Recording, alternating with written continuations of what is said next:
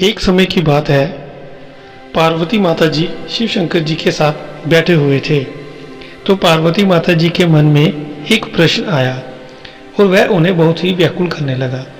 तो उन्होंने शिव शंकर जी से प्रार्थना की कि प्रभु, मेरे मन में एक प्रश्न है जो कि मुझे बहुत उत्तेजित कर रहा है, तो कृपया उसका मुझे उत्तर दीजिए जिससे कि मेरी उत्तेजना खत्म हो जाए।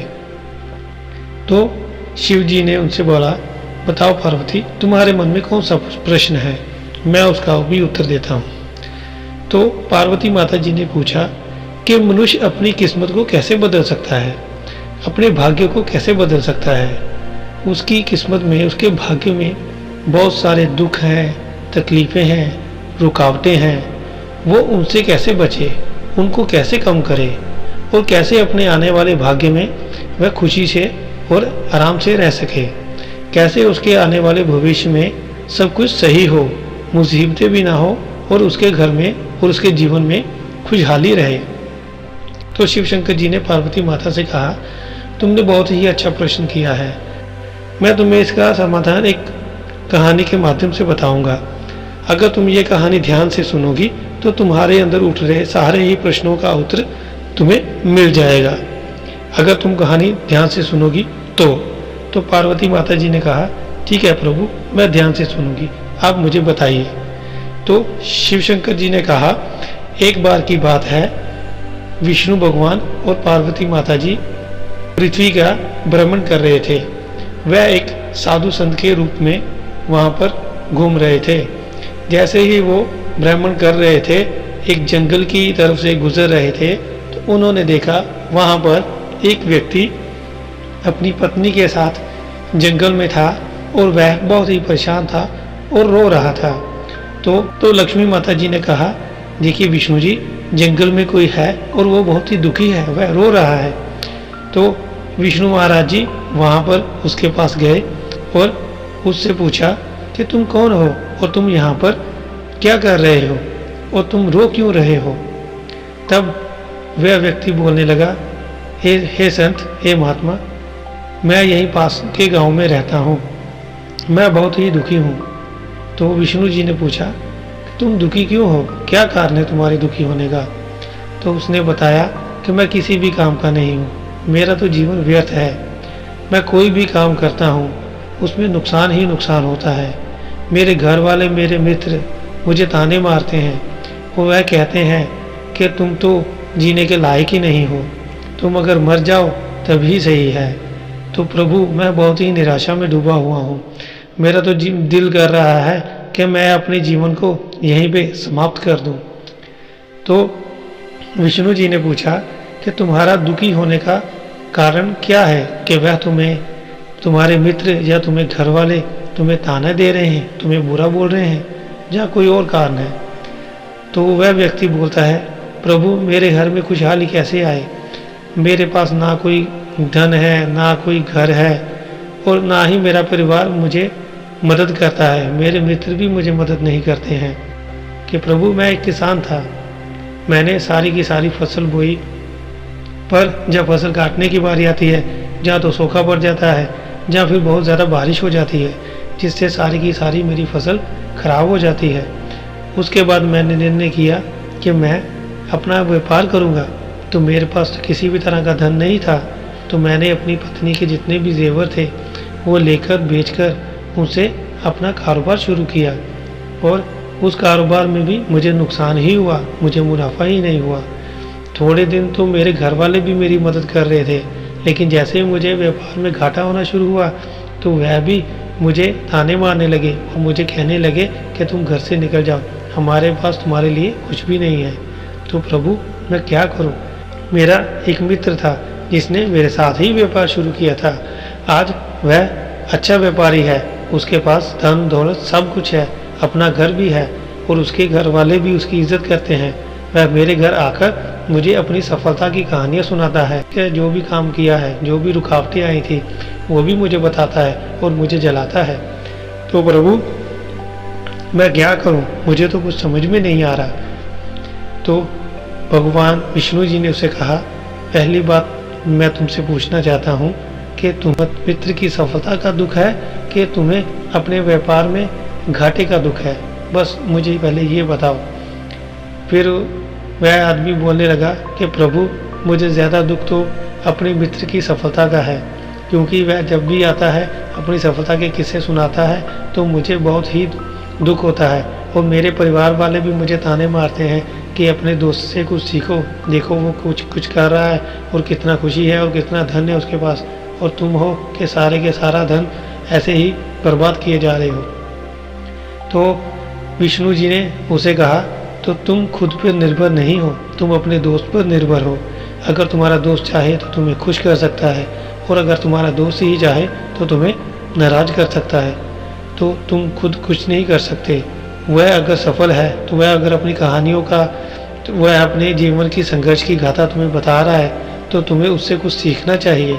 तुम्हें उससे अच्छी अच्छी बातें सीखकर अपने आप को मजबूत करना चाहिए और अपने काम को वैसे ही करना चाहिए, फिर ही तुम सफल हो पाओगे।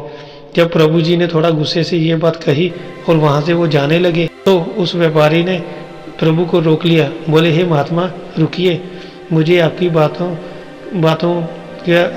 आपकी बातें अच्छी लग रही हैं, मेरे विचार बदल रहे हैं और मेरे मन को शांति मिल रही है। कृपया मुझसे और बात करें और मुझे और समाधान बताएं। तब विष्णु जी ने कहा, अगर तुम मेरी बात मानोगे तो मैं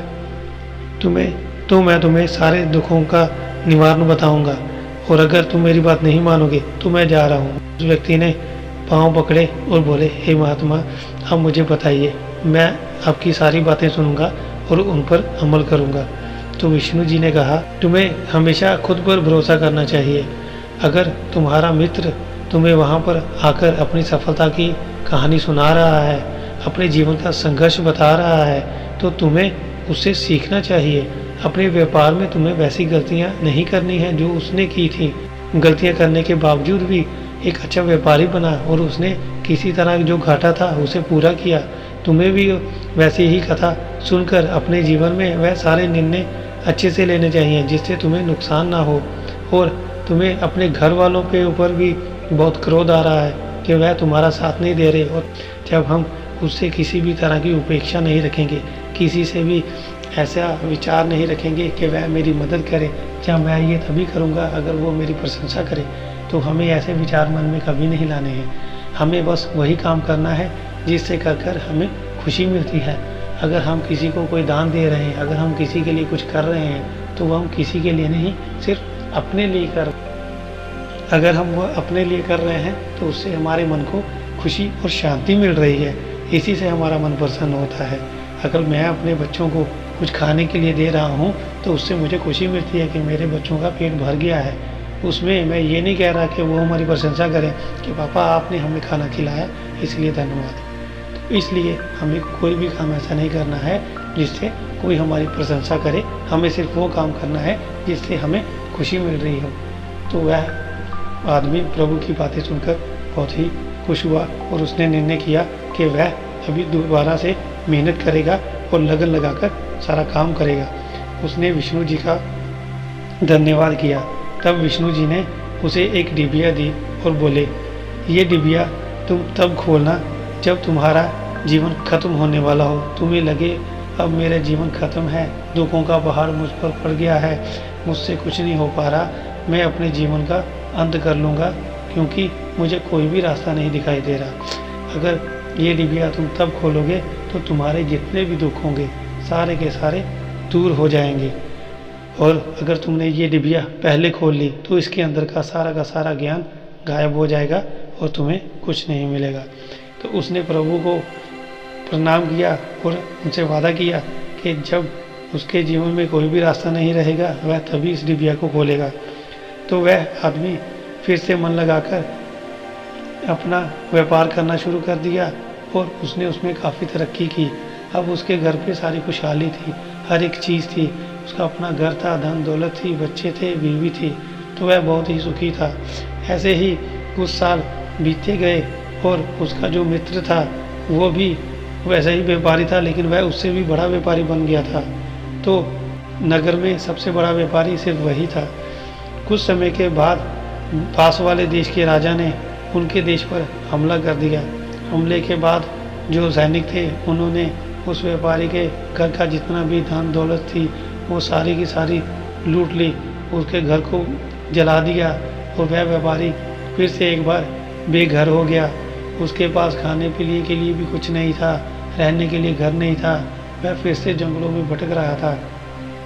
उसके बेटे को बहुत तेज़ बुखार हो गया था, लेकिन उसके पास तो इतने भी पैसे नहीं थे कि वह वह अपने बच्चे का इलाज करा सके। तो वह बहुत ही परेशान था और अपनी पत्नी से बातें कर रहा था कि मैं इस वक्त क्या करूं, हमारे पास तो खाने के लिए भी कुछ नहीं है, हम 2 दिन से भूखे हैं, मेरा बेटा भी बीमार है, अब मैं इसकी जान कैसे बचाऊं, क्या करूं, मुझे कुछ समझ में नहीं आ रहा। तो उन्होंने विचार किया कि हम तो कुछ कर नहीं सकते, तो हम तीनों के तीनों अपनी जान दे देते हैं अपनी, तो इससे हमारा जीवन खत्म हो जाएगा और हमारे दुख खत्म हो जाएंगे। जैसे ही वह अपनी जान देने लगे तो उन्हें श्री कृष्ण जी की वह दी गई डिबिया की बात याद आ गई। तो उस व्यक्ति ने उस डिबिया को खोला और उसमें एक पर्ची लिखी थी। जैसे ही उस पर्ची के ऊपर कुछ लिखा हुआ था वो पढ़ा और वह आदमी मुस्कुराया और खुश हो गया और खुशी खुशी अपने बच्चे को और बीवी को गले से लगा लिया। तो पार्वती माता जी ने शिव शंकर जी से पूछा कि प्रभु उस पर्ची में क्या लिखा हुआ था। तो शिव जी ने उन्हें बताया कि पार्वती जी उस पर लिखा हुआ था, घबराओ मत, ये समय भी बीत जाएगा। तो पार्वती माता जी ने कहा मैं कुछ समझी नहीं। तो शिव जी ने उन्हें बताया, मैं विस्तार से समझाता हूँ। उस पर्ची पर जो लिखा हुआ था वह व्यक्ति समझ गया था, क्योंकि वह व्यापारी पहले अपने व्यापार में बहुत ही घाटा खा चुका था। उसका यही समय पहले भी आया हुआ था जब वह अपनी जान देने के लिए तैयार था, लेकिन उसने अपने मन को शांत किया और मेहनत और लगन से दोबारा अपना व्यापार किया और सारे के सारे दुनिया के ऐशो आराम उसने फिर से पा लिए, अच्छे कर्म किए और सारा का सारा जीवन सुखी व्यतीत करने लगा। उसके बाद फिर समय का चक्र चला और वह गरीब हो गया।